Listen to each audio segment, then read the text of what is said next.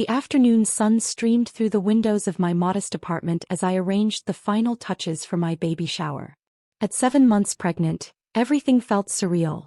In 4 months I'd be holding my daughter. The excitement should have been overwhelming, but instead, I felt that familiar knot in my stomach that always appeared before family gatherings. My sister Victoria had insisted on helping organize the shower, which really meant she'd invited herself and our entire extended family to what I'd planned as a small gathering with close friends. She'd also insisted on hosting it at my place, since you can't afford anywhere nice. "Emma, sweetie, we need to talk," Victoria announced the moment she walked in, her designer heels clicking against my hardwood floors. Behind her trailed our mother, our Aunt Patricia, and 3 cousins I barely spoke to anymore. Each carried expensive purses and wore expressions that screamed intervention. "The decorations look quaint," Mom said, surveying my carefully chosen baby blue and gold streamers. "Very budget-friendly." I forced a smile. "I like simple." Victoria set down a gift bag, clearly expensive, and positioned herself in the center of my living room like she was calling a board meeting. "Emma, we're family. We love you. But we're concerned." "About what?" "About this," she gestured at my stomach. "You're about to become a single mother with no support system and no financial stability. Do you have any idea what babies cost?" The room fell silent. My 3 friends who'd arrived early, Sarah, Maya, and Jessica, shifted uncomfortably on my couch. They knew better than to engage when my family got like this. "I've done my research," I said quietly. "Research?" Aunt Patricia laughed. "Honey, research doesn't pay for diapers. You work at that little nonprofit. What do you make? 30,000 a year." 42, I corrected. 42,000. Victoria threw her hands up dramatically. "Emma, babies cost $300,000 to raise. That's more than you make in 7 years. The cousins nodded sagely, like Victoria had just quoted scripture. "Where's the father?" Mom asked for the 100th time. "Not in the picture." "Because he ran when he found out you were pregnant," Victoria stated. "Smart man. He knew you couldn't handle this." My friend Sarah started to stand. She knew about my situation, about everything, but I caught her eye and shook my head slightly. "Not yet. Victoria," I said calmly, "I appreciate your concern." "Do you though?" He cut me off. "Because you're not listening. You're living in a fantasy. Single motherhood isn't some romantic movie where everything works out. It's poverty. It's struggle. It's watching your child go without because you were too proud to make responsible choices." The room was dead silent now. Even my friends looked uncomfortable. "What responsible choices?" I asked. Victoria exchanged a look with Mom. "We've talked to Dr. Morrison at the clinic. It's not too late to reconsider. You could have a fresh start. Meet someone appropriate. Have children when you can actually afford them." My hand instinctively moved to my stomach. "You want me to terminate my pregnancy at 7 months? "We want you to be realistic," Mom said softly. "We want what's best for you. And what's best for me is giving up my daughter?" "Yes," Victoria said without hesitation. "Emma, you can barely afford rent. How are you going to afford childcare? Diapers cost $60 a week. Formula is $40. And that's before medical bills, clothes, toys, education." "I get it, Victoria. You think I'm broke. You're broke. That's not an opinion, it's a fact. You drive a 12-year-old Honda. You shop at thrift stores. Your furniture is from IKEA." She gestured around my apartment like it was evidence in a criminal trial. "This isn't the life you want for a child." Aunt Patricia nodded. "Your cousin Jennifer spent $15,000 just on her nursery." $15,000. That's half your annual salary. The stroller alone was $800, added cousin Michelle. A good car seat is $300. Don't even get me started on the crib. They were building momentum now, each adding their own financial horror story about child-rearing costs. I let them talk, sitting quietly with my hands folded over my bump. "And what about college?" Victoria continued. "Do you want your daughter working 3 jobs to pay for school like you did? Do you want her wearing second-hand clothes while her classmates have designer everything?" "There's nothing wrong with working for what you want," I said. "There's nothing wrong with being able to afford what your child needs," Victoria shot back. "Emma, I love you. We all love you.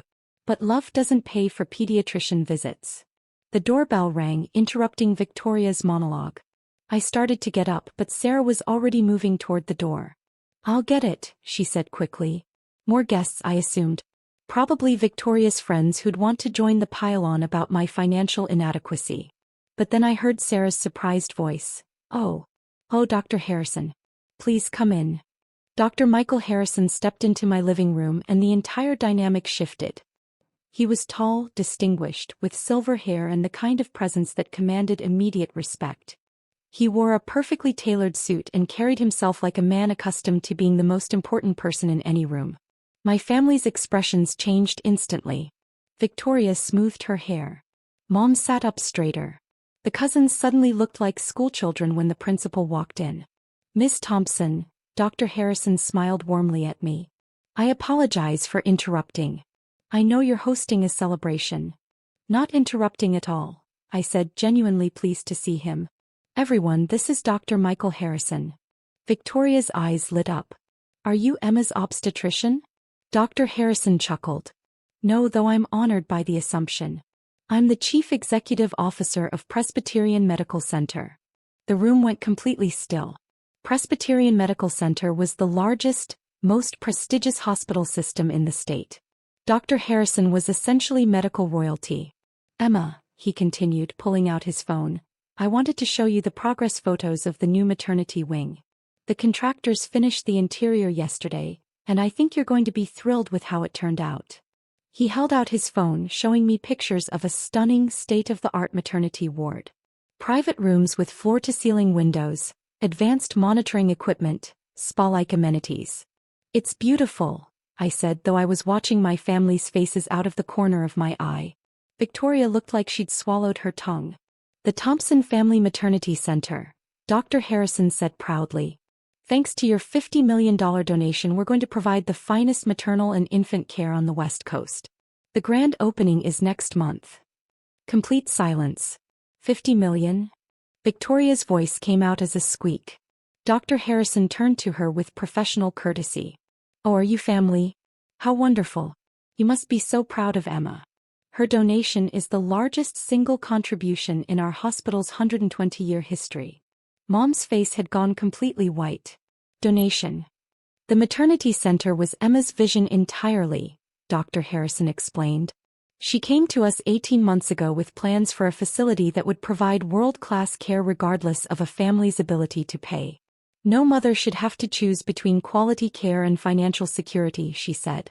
"Brilliant woman." Aunt Patricia was gripping the arm of her chair so hard her knuckles were white. Dr. Harrison continued, oblivious to the family drama unfolding around him. "The new wing includes 12 luxury private suites, 2 surgical suites for high-risk deliveries, a level 4 NICU and a comprehensive lactation center. But Emma insisted we also include a community clinic that provides free prenatal care to uninsured mothers." "Free care?" Cousin Michelle managed. "Completely free. Prenatal vitamins, ultrasounds, delivery, postpartum care.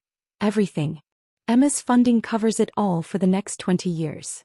He smiled at me. "She said every child deserves the best possible start in life, regardless of their parents' bank account."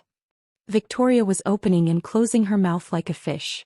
"The truly remarkable thing," Dr. Harrison added, "is that Emma structured the donation through her foundation, so it's just the beginning. The Thompson Foundation for Maternal Health has committed to building similar centers in 12 cities over the next 5 years. We're talking about revolutionizing maternal care nationwide." "Foundation?" Mom whispered. "Oh yes, the Thompson Foundation. Emma established it 3 years ago, I believe. The board includes some incredible people. Dr. Patricia Williams from Johns Hopkins, Senator Morrison, that tech entrepreneur. What's his name? David Chong from Chong Industries." My friend Maya was trying very hard not to smile. She was one of the few people who knew the whole story. Dr. Harrison checked his watch. "I don't want to monopolize too much of your party time, but Emma, there is one more thing. The board approved your request for the helicopter pad on the hospital roof. When your daughter is born, we'll have immediate access to transfer her to Children's Hospital if needed, though I'm sure that won't be necessary." "Helicopter pad?" Victoria's voice cracked completely. "For Emma's daughter," Dr. Harrison explained patiently. "Given her unique circumstances, We want to ensure every possible precaution. When you're worth. He paused, seeming to realize he might be sharing private information. Well, let's just say when you have Emma's resources, certain security measures become necessary. The silence in the room was deafening. Anyway, Dr. Harrison clapped his hands together. I should let you get back to your celebration. Emma, the architects will have the final nursery designs ready next week. I know you wanted to review them personally. Nursery designs? I asked, though I was really asking for my family's benefit. For the VIP maternity suite, of course. We're designing it specifically for your stay. Your assistant mentioned you'd prefer earth tones with natural lighting. The adjoining room for your nanny will have full kitchen facilities. He shook my hand formally. Congratulations again on your pregnancy. The baby is lucky to have such a thoughtful mother. After he left, the room remained silent for a full 30 seconds. Finally, Victoria spoke. Emma, what the hell was that? I settled back into my chair, suddenly feeling much more comfortable. That was Dr. Harrison. I thought I introduced you. The $50 million, Emma. $50 million. Oh, that. I waved my hand dismissively. It seemed like a good cause. A good cause. Aunt Patricia's voice pitched higher. $50 million? Well, the foundation has larger projects. The maternity center was actually one of our smaller initiatives. Mom leaned forward. Emma, where did you get $50 million? I looked at my friends who were all grinning now. This was the moment we'd been waiting for. From my companies, I said simply. Companies? Victoria demanded. What companies? You work at a nonprofit. I own a nonprofit, I corrected. The Thompson Foundation for Maternal Health. It's one of 17 nonprofits under the Thompson Group umbrella. Silence. But your job, Mom started. I don't have a job. I own companies. Sarah finally spoke up. Maybe you should tell them about Thompson Industries. I smiled. Thompson Industries owns 42 companies across 7 industries. We started with medical device manufacturing, then expanded into pharmaceuticals, real estate development, renewable energy, and technology. Victoria was staring at me like I'd grown a second head. The 12-year-old Honda, I continued, is actually a prototype for our new electric vehicle division. We're launching next year. The IKEA furniture was custom designed by our interior design subsidiary.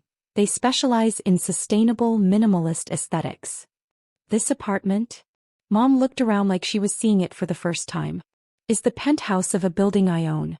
The other floors house various Thompson Group offices. It's convenient for meetings. Maya pulled out her phone. Emma, should I show them the Forbes article? Forbes, Cousin Michelle squeaked. Maya held up her phone, showing a Forbes magazine cover with my photo. The headline read, The Invisible Billionaire, How Emma Thompson Built a $4.8 billion Empire While Flying Under the Radar. Victoria grabbed the phone, scrolling frantically through the article. It says here. She read aloud, that you're worth $4.8 billion. That was last quarter, I said. The renewable energy acquisition pushed us over $5 billion last month. Complete silence. Emma, Mom said slowly, why didn't you tell us? I considered the question seriously. Tell you what? That I could afford to have a child? You were so certain I couldn't. I was curious to see how far you'd go. We were trying to help, Victoria protested weakly. By suggesting I terminate my pregnancy at 7 months? Victoria had the grace to look ashamed. Here's what's actually happening, I continued. My daughter will be born in the finest maternity center on the West Coast, which bears her family name. She'll have a team of the best pediatricians in the country. She'll attend the best schools, have every opportunity, and want for nothing. I paused, looking at each family member. But more importantly, she'll be raised to understand that a person's worth isn't measured by their bank account. She'll know that kindness matters more than wealth, that helping others is more valuable than expensive purses, and that family means supporting each other, not tearing each other down. Aunt Patricia cleared her throat. Emma, we didn't know. You didn't know because you didn't ask. You saw my modest car and my simple apartment and assumed I was poor. You never once asked what I did for work or whether I needed help, or how I was feeling about becoming a mother. The room was uncomfortably quiet. For the record, I added, I chose this lifestyle deliberately. I wanted to raise my daughter with normal values, not surrounded by excessive wealth. But that was my choice to make, not yours. Victoria finally found her voice. Emma, I'm sorry. I thought I was being helpful. Were you helpful when you suggested I give up my baby? Or when you said her father was smart to abandon us? Victoria winced. My phone buzzed with a text message. I glanced at it and smiled. Actually, speaking of her father, I said, he'll be here in about 10 minutes. Her father's coming? Mom perked up with interest. David Chong, I said casually. From Chong Industries. Dr. Harrison mentioned him earlier. He's on the foundation board. Sarah grinned. Should I mention that David proposed last month? The room exploded. You're engaged. Victoria shrieked. To David Chong? Mom's eyes were wide. The David Chong who owns half of Silicon Valley? That's the one, I said, admiring my engagement ring. A simple, elegant band that probably cost more than most people's cars.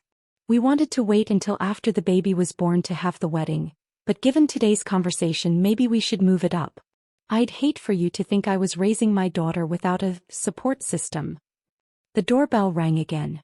That'll be David, I said, pushing myself up from my chair. He's probably bringing the baby gifts. I walked to the door, leaving my family sitting in stunned silence. David stood in the hallway holding an enormous gift basket and wearing his usual warm smile. He was exactly the kind of man my family would approve of. Successful, handsome, obviously wealthy but not flashy about it. How's my favorite soon-to-be mama? He asked, kissing my cheek. Better now, I said honestly. He looked past me at the crowded living room. Should I ask how the family meeting went? You could say it was enlightening.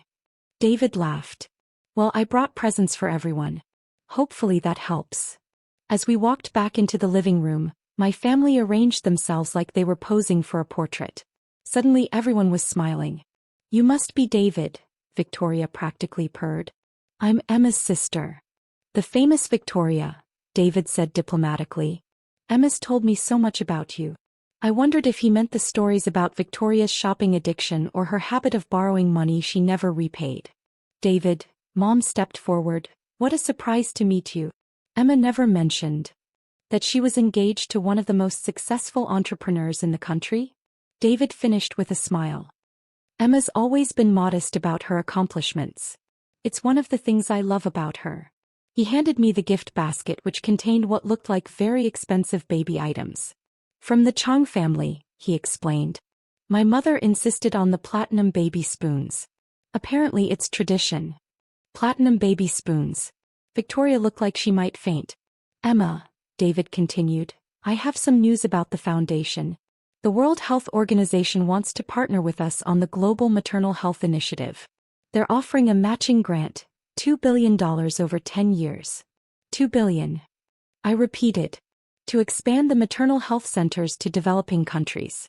Your vision of universal access to quality maternal care could actually become reality. My family was listening to this conversation like they were watching a tennis match. There's also news about the wedding venue, David added. The vineyard in Tuscany is available for next month if we want to move up the timeline.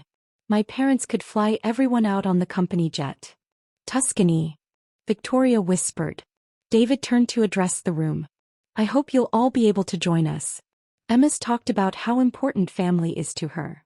The irony was not lost on anyone. For the next hour, David charmed my family while I opened baby gifts. The presents from my friends were thoughtful. Books, handmade blankets, framed photos. The gifts from my family, hastily purchased that morning, looked pathetic by comparison. But the real gift was watching my family's attitude transform completely. Suddenly Victoria was asking about my business ventures. Mom wanted to hear about the foundation's work. The cousins were fascinated by my real estate investments. It would have been satisfying if it wasn't so transparent. As the party wound down, David pulled me aside. Are you okay? He asked quietly. You seemed tense when I arrived. They wanted me to terminate the pregnancy, I said simply. David's expression darkened. They what? Said I couldn't afford a child. Suggested I give up the baby and start over when I found someone appropriate. Jesus, Emma. It's fine. They know better now. David was quiet for a moment. Is it fine though? These are the people you want raising our daughter around. It was a fair question. They're still family. Family supports you. Family celebrates your happiness. Family doesn't suggest you give up your child because they think you're poor. He was right, of course. But they were the only family I had. As everyone prepared to leave, Victoria approached me with uncharacteristic humility. Emma, I owe you an apology. You do. I was horrible today. I said things I can't take back. You did. She looked genuinely distressed. How can I make this right? I considered the question. You can start by never again presuming to know what's best for my life. You can stop judging people based on their appearance or possessions. And you can think very carefully about whether you want to be the kind of aunt who tried to convince her sister to give up her baby. Victoria nodded, tears in her eyes. I will. I promise. We'll see. After everyone left, I sat in my quiet apartment with Sarah, Maya, and Jessica. The sun was setting, casting golden light across my simple, beautiful space. That was intense, Maya said. Think they learned anything? Jessica asked. I rubbed my belly, feeling my daughter move. I hope so. She's going to need aunts and grandparents who love her unconditionally. And if they don't? Sarah asked. Then she'll have plenty of other people who do. My phone buzzed with a text from Victoria. Emma, I've been thinking about what you said. Would you be willing to have coffee this week? I want to understand your work with the foundation. Maybe I can help. I showed the text to my friends. Progress? Maya asked. Maybe, I said. We'll see if she means it. 3 months later, when my daughter was born at the Thompson Family Maternity Center, my entire family was in the waiting room. Victoria had spent those months volunteering at the foundation, learning about maternal health issues and actually contributing something meaningful for the first time in years. Mom had taken classes on newborn care. The cousins had organized a proper baby shower, one focused on celebrating rather than criticizing. My daughter, Charlotte Emma Chong, came into the world surrounded by love and acceptance. And more importantly, she was born into a family that had learned the difference between supporting someone and controlling them. The night she was born, as I held her in my arms in the beautiful maternity suite, Victoria sat beside me with tears in her eyes. She's perfect, Victoria whispered. She is. Emma, I want you to know, I would have loved her no matter what. Even if you had been poor, even if you had been struggling, I would have loved her and supported you both. I looked at my sister, seeing something I'd never seen before. Genuine understanding. I know you would have, I said. Eventually. I'm sorry it took seeing your success to respect your choices. Me too. But you got there. Charlotte opened her eyes then, looking around at her new world with curious intelligence. She was going to grow up knowing her worth wasn't measured in dollars. She would understand that love and respect can't be bought. And she would never ever doubt that she was wanted, planned for, and celebrated from the very beginning. As I looked at my daughter, then at my sister, then around at the beautiful maternity center that would help thousands of other mothers and babies, I realized something important. Sometimes the best revenge is simply living well, raising your children with love, and giving others the chance to become better people. The money was nice, of course. But the real victory was building a family, chosen and biological, that understood what actually mattered. Charlotte squeezed my finger with surprising strength, and I knew everything was exactly as it should be.